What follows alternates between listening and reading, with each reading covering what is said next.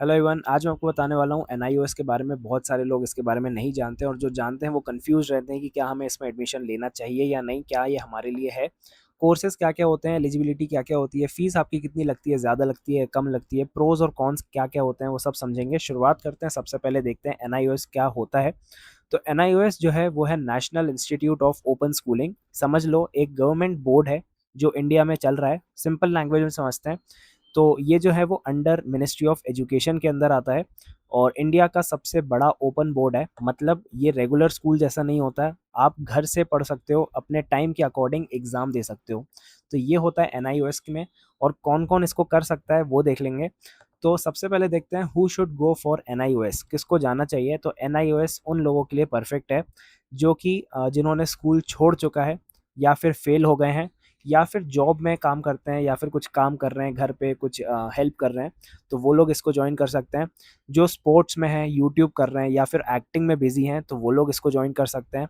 या फिर एक फ्लेक्सिबल लाइफ चाहते हैं, वो ये नहीं चाहते हैं कि उनको स्कूल जाना है या फिर कुछ ऐसा करना है जो कि उनका रूटीन बना रखे। तो एक फ्लेक्सिबल लाइफ जिसको चाहिए वो बिल्कुल फ्रीडम वाली, तो वो एनआईओएस को ज्वाइन कर सकता है। इसका बेसिकली मतलब ये होता है कि आपको बिल्कुल फ्रीडम मिली हुई है पढ़ाई से और थोड़ा एक सेकंड चांस है कि आप कुछ और एक्सप्लोर कर सको। जिसका पढ़ाई में मन नहीं लगता वो एनआईओएस को ज्वाइन कर सकता है। अब देख लेते हैं एनआईओएस में कौन कौन से कोर्सेज मिलते हैं। तो सबसे पहले होता है सेकेंडरी कोर्स, जिसको हम टेंथ बोलते हैं, तो बिल्कुल टेंथ के बराबर ही ये कोर्स होता है। दूसरा जो है वो सीनियर सेकेंडरी, बिल्कुल क्लास ट्वेल्थ के बराबर होता है। एक होता है ओबीई जो बेसिक एजुकेशन के लिए होता है, क्लास फर्स्ट से क्लास एट तक आप इसमें एनरोल हो सकते हो। वोकेशनल कोर्सेज, स्किल्स वाली पढ़ाई, यानी कंप्यूटर में अगर आपको जाना है, इलेक्ट्रिशियन आपको बनना है, तो आप वोकेशनल कोर्सेज में भी ऑप्ट कर सकते हो।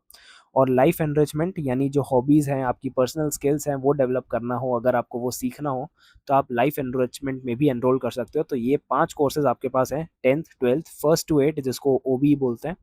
वोकेशनल कोर्सेज जिसमें आपको स्किल्स वाली पढ़ाई करनी है, इलेक्ट्रिशियन की, कंप्यूटर की, तो वो आप कर सकते हो।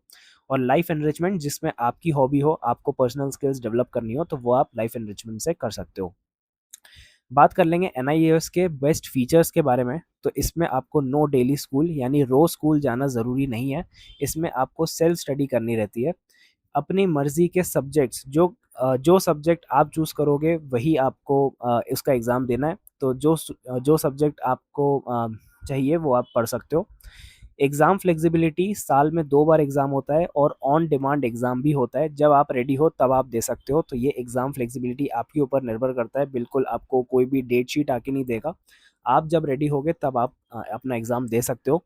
मल्टीपल अटेम्प्ट्स होते हैं। अगर एक सब्जेक्ट क्लियर नहीं हुआ, टेंशन नहीं लेना, दोबारा दे सकते हो आप। तो मल्टीपल अटेम्प्ट्स का इसमें ऑप्शंस है। जैसे अगर आप रेगुलर स्कूल से करोगे तो आपको नहीं देने का मौका मिलेगा या फिर कंपार्टमेंट आपको देना ही पड़ेगा पास होने के लिए। तो इसमें मल्टीपल अटेम्प्ट्स होते हैं और क्रेडिट सिस्टम होता है। एक एक सब्जेक्ट आप पास करते जाओ, सब एक साथ पास करना ज़रूरी नहीं होता है। तो ये एक अच्छी चीज़ है। अगर जिसको भी पढ़ाई में कमज़ोर है तो वो एनआईओएस को ज्वाइन कर सकता है। अब ये देख लेते हैं एनआईओएस की वैल्यू कितनी है। ये सबसे इंपॉर्टेंट डाउट है कि कितना वैलिड है ये एनआईओएस, मतलब मेरे को ज्वाइन करना चाहिए या फिर मेरे को एक स्कूल में एडमिशन ले लेना चाहिए। तो सीबीएसई और स्टेट बोर्ड इक्वल है।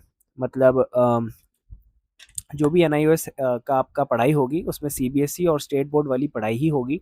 तो कॉलेज एडमिशन में ये वैलिड है। अगर आप आगे कॉलेज में एडमिशन लोगे, अगर आप एनआईओएस के मार्क्स दिखाओगे, मार्कशीट दिखाओगे, तो वो बिल्कुल वैलिड है। गवर्नमेंट जॉब्स के लिए भी वैलिड है। अगर आप गवर्नमेंट जॉब में अप्लाई करोगे तो आप 10th 12th की मार्कशीट दिखाओगे तो एनआईओएस की मार्कशीट्स भी वैलिड है। और अगर आपको कॉम्पिटिटिव एग्जाम देना है जैसे जेई नीट यूपीएससी, तो उधर भी वैलिड है, कोई दिक्कत नहीं आती है। तो बिल्कुल फुल लेजिट बोर्ड है। इसमें कोई भी दिक्कत आपको नहीं आएगी अगर आपने एनआईओएस से पढ़ाई की है तो। अब ये देख लेते हैं एलिजिबिलिटी, कौन ज्वाइन कर सकता है इसको। तो अगर आपको 10th के लिए जाना है यानी सेकेंडरी के लिए जाना है तो आपकी एज लिमिट 14 प्लस होनी चाहिए और कोई भी प्रीवियस क्वालिफिकेशन ज़रूरी नहीं है। अगर आपकी 14 एज से ज़्यादा है तो आप 10th में एनरोल हो सकते हो।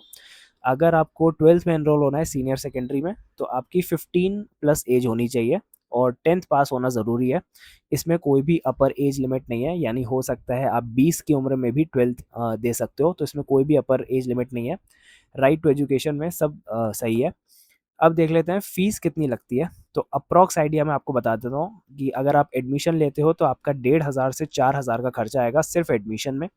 और अगर आपको एग्ज़ाम देना है तो ₹400 पर सब्जेक्ट के हिसाब से आप एग्ज़ाम दे सकते हो, उसको पास कर सकते हो और अगली क्लास में जा सकते हो। तो आपका जो टोटल अप्रॉक्स खर्चा आएगा वो 5,000 से 10,000 के बीच में आएगा। तो ये काफ़ी कम है जो आप कोई रेगुलर स्कूल में दोगे 1 साल की, तो उस हिसाब से बहुत कम है। तो इसमें आप एक ऑप्शन कंसिडर कर सकते हो। फिर देख लेते हैं एग्ज़ाम सिस्टम कैसा होता है। तो इसमें आपके मिनिमम 5 सब्जेक्ट होते हैं और मैक्सिमम 7 सब्जेक्ट होते हैं। तो आप या तो 5 ले सकते हो, 6 भी ले सकते हो, 7 भी ले सकते हो। तो ये आपके ऊपर है बिल्कुल। और पासिंग मार्क्स जो हैं वो 33% है, जिसमें थ्योरी और प्रैक्टिकल अलग-अलग आपको लाने पड़ते हैं। तो 33 पासिंग मार्क्स आपके होते हैं। और सिस्टम में मैं आपको बता देता हूँ, ये बहुत इंपॉर्टेंट है, ये आप समझ लेना अच्छे से। जो मैंने असाइनमेंट्स लिखे हैं वो होते हैं ट्यूटर मार्क्ड असाइनमेंट। ये होम असाइनमेंट होता है, आपको घर पर क्वेश्चंस मिलते हैं, उन्हें लिख के आपको सबमिट करना होता है और इसके मार्क्स आपको आपके फाइनल रिजल्ट में ऐड होते हैं। और इजी मार्क्स लेने का बेस्ट चांस है अगर आपका असाइनमेंट आपको मिल जाता है, अगर आपने आपके ट्यूटर ने दिया होगा, तो आप घर से ही इसको असाइनमेंट को दे सकते हो। और प्रैक्टिकल होते हैं, सिर्फ कुछ सब्जेक्ट्स में होते हैं, जैसे साइंस, कंप्यूटर या कोई वोकेशनल सब्जेक्ट हुआ या तो आपको लैब या सेंटर पे जाके प्रैक्टिकल देना होता है। ये आपके फाइनल एग्जाम में ऐड होते हैं। और जो फाइनल एग्जाम होता है, जो आपका थ्योरी पेपर होता है, मेन पेपर होता है, ये सबसे इंपॉर्टेंट होता है। एग्जाम सेंटर पर जाके आपको देना होता है, रिटर्न पेपर होता है और इसमें पास होना कंपलसरी होता है, तभी आप पूरे क्लास में पास हो सकते हो। तो ये एग्जाम सिस्टम है। तो ये तीनों को मिला के आपका फाइनल स्कोर बनेगा। तो अगर आप ये नहीं करते, असाइनमेंट नहीं करते, तो आपके मार्क्स कम हो जाएँगे। अगर आप प्रैक्टिकल में फ़ेल हो जाते हो तो ओवरऑल आप फ़ेल हो सकते हो। और थ्योरी में 33% होना ज़रूरी है, तो आप पास हो जाओगे। तो इन तीनों से आपका फाइनल स्कोर बनता है। अब बात करते हैं, एग्ज़ाम का तो बता दिया, हाउ टू स्टडी, पढ़ाई कैसे होती है। तो इसमें आपको एनआईओएस की तरफ से बुक्स मिलती हैं, तो वो आप पढ़ सकते हो, ऑनलाइन मटेरियल मिलता है, ऑप्शनल क्लासेस होती हैं। तो बेसिकली आपको खुद से ही पढ़ना होता है, कोई आपको आके नहीं पढ़ाएगा, तो स्टडी आपको खुद सेल्फ स्टडी करनी पड़ेगी। और अब सबसे इम्पोर्टेंट डिफरेंस देख लेते हैं, जैसे एनआईओएस और रेगुलर स्कूल में क्या डिफरेंस है। अगर बहुत सारे लोगों को कन्फ्यूजन है कि क्या डिफरेंस है, वो देख लेते हैं। तो एनआईओएस में अगर आपकी अटेंडेंस की बात करें तो यहाँ पे मैंडेटरी नहीं होती, लेकिन अगर आप रेगुलर स्कूल में जाओगे तो डेली अटेंडेंस आपको देनी पड़ती है। अगर फ्लेक्सिबिलिटी की बात करें तो हाई फ्लेक्सिबिलिटी है, मैंने जैसे बताया कि आप जब रेडी होगे एग्जाम के लिए तब आप दे सकते हो। तो लो फ्लेक्सिबिलिटी, यहाँ पे थोड़ी फ्लेक्सिबिलिटी कम होती है, आप अटेंडेंस को आपको पूरी करनी है या फिर आपको रोज़ जाना है।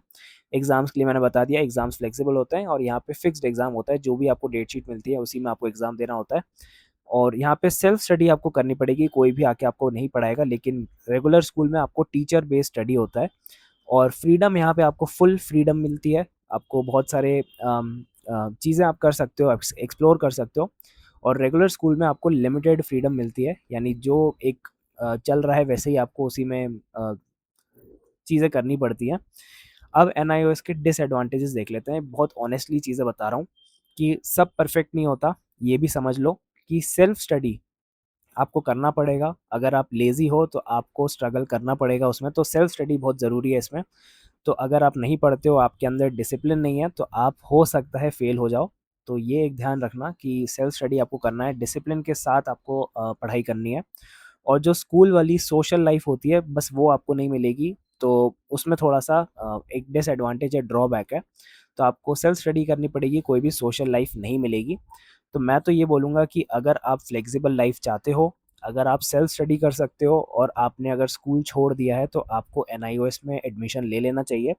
लेकिन अगर आपको डेली टीचर कुछ ये बोले, उसको आपको मतलब गाइडेंस चाहिए अगर आपको, तो आपको एनआईओएस अवॉइड करना चाहिए। अगर आप डिसिप्लिन मेंटेन नहीं कर पा रहे हो, आप सेल्फ स्टडी नहीं कर सकते हो, तो आपको एनआईओएस अवॉइड करना चाहिए, क्योंकि फिर आप फेल हो सकते हो, आप एग्ज़ाम क्लियर नहीं कर पाओगे। तो ऐसी अगर कुछ डाउट्स हो तो कमेंट्स में बताना, कोशिश करूँगा मैं रिज़ॉल्व कर दूँगा, क्योंकि बहुत सारे डाउट्स मेरे पास एनआईओएस के बारे में आ रहे थे, तो मैंने एक वीडियो बना दिया। Thank you.